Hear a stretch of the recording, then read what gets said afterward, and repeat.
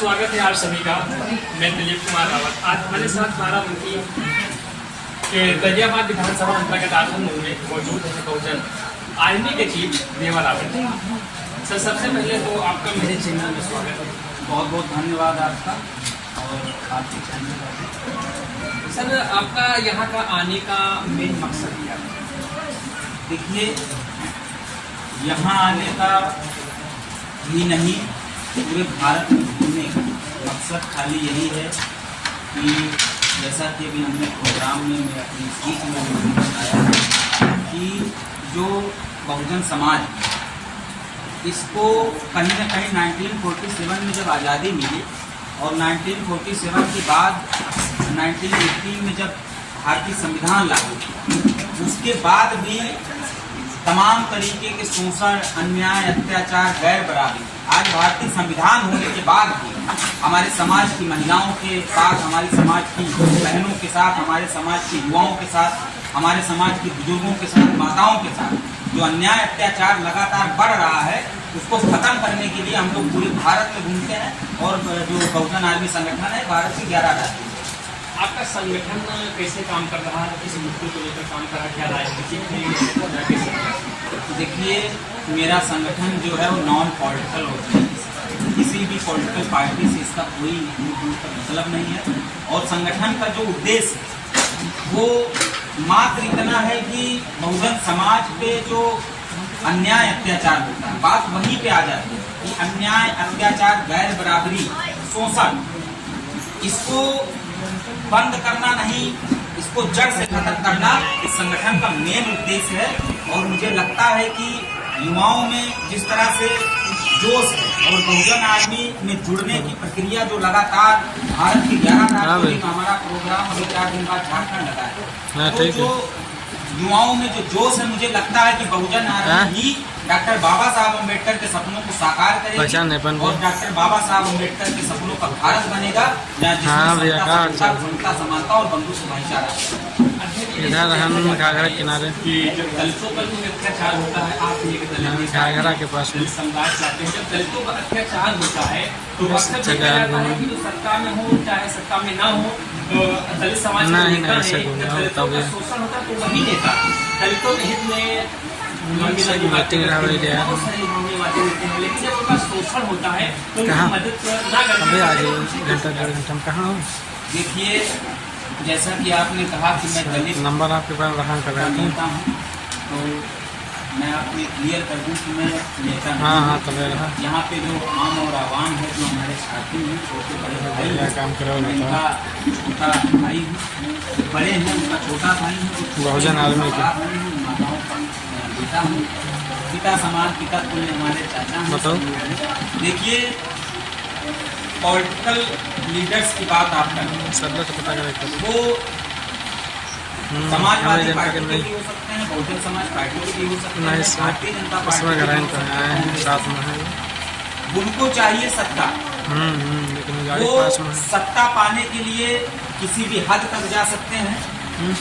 और जो सबसे ज्यादा हरामखोरी कर रहा है, मैं ब्राह्मण ठाकुर, मैं खुल के बोल रहा हूँ कि जो ब्राह्मण ठाकुर वो अगर हमारे समाज की बहनों, बेटियों, युवाओं के ऊपर अन्याय अत्याचार होता, अगर वो नहीं बोलेंगे तो हम उनको कुछ नहीं कह सकते। लेकिन विडंबना ये है, दुर्भाग्य इस बात का है कि हमारे ही लोग, हमारे ही जिले में आप देख लीजिए कि बाराबंकी जिले में सांसद उपेंद्र रावत, यहाँ की 3 सीटें सुरक्षित हो, लेकिन अगर आप ये देख लीजिए, यहाँ पे उठा के डेटा उठा के देख लीजिए तो बहुजन समाज सबसे ज्यादा पीड़ित है और उसकी थानों में सुनवाई नहीं होती, थानों में पीटा जाता है। और हमारा संगठन जब जाता है तो न्याय मिलता है।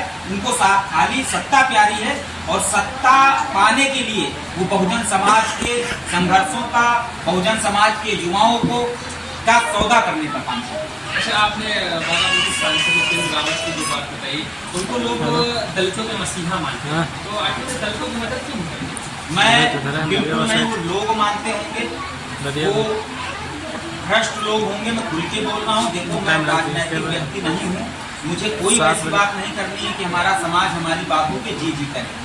कुछ बातें हमारे समाज को बुरी भी लग सकती हैं, वो बिल्कुल बाद में मसीहा नहीं हो सकता है। ये जो है बिल्कुल मसीहा नहीं हो सकता। 5 साल की बच्ची के साथ रेप हुआ, बाराबंकी में ही, जर्मापुर में 5 साल की बच्ची के साथ रेप होता है और एक बयान नहीं आता है सांसद का।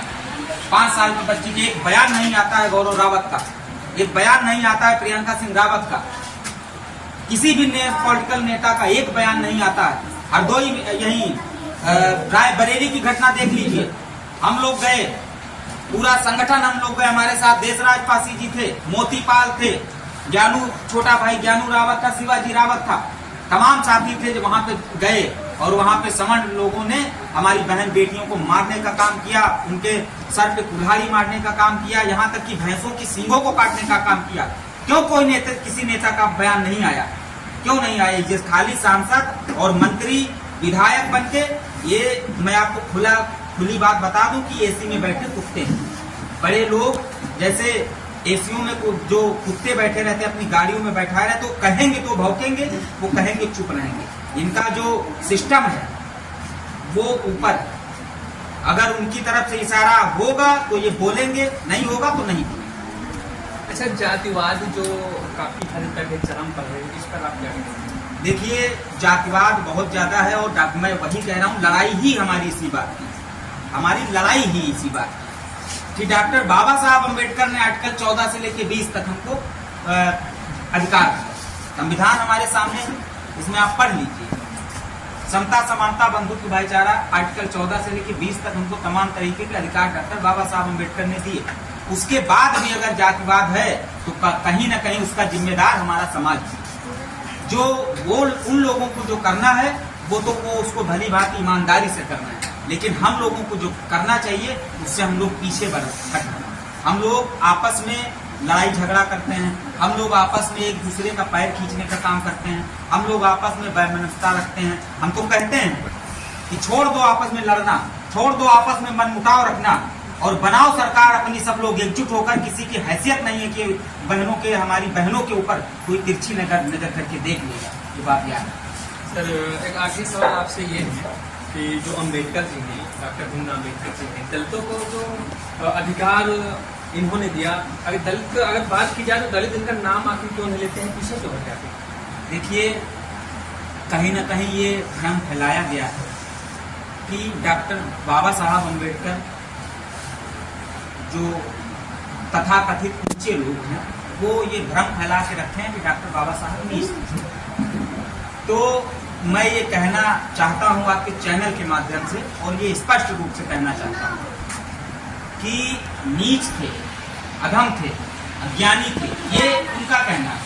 जो तथाकथित उच्च अपने आप को साबित करने में लगे रहते हैं, उच्च जो लगे रहते हैं, मैं ये कहता हूँ कि डॉक्टर बाबा साहब अम्बेडकर को अगर हमारा दलित समाज नाम लेने से कतराएगा, हमारा दलित समाज, बहुजन समाज अगर उनका नाम नहीं लेगा तो उसका इलाज इस दुनिया में कोई कुछ कर नहीं सकता। ये बात आप जान लीजिए। डॉक्टर बाबा साहब, और मैं ये बात और आपके चैनल के माध्यम से कहना चाहता हूँ कि आज डॉक्टर बाबा साहब अम्बेडकर के पास 32 डिग्रियां और 7 भाषाओं का ज्ञान, 9 भाषाओं का ज्ञान, लेकिन आज जो है उनकी मूर्तियों को तोड़ा जाता है।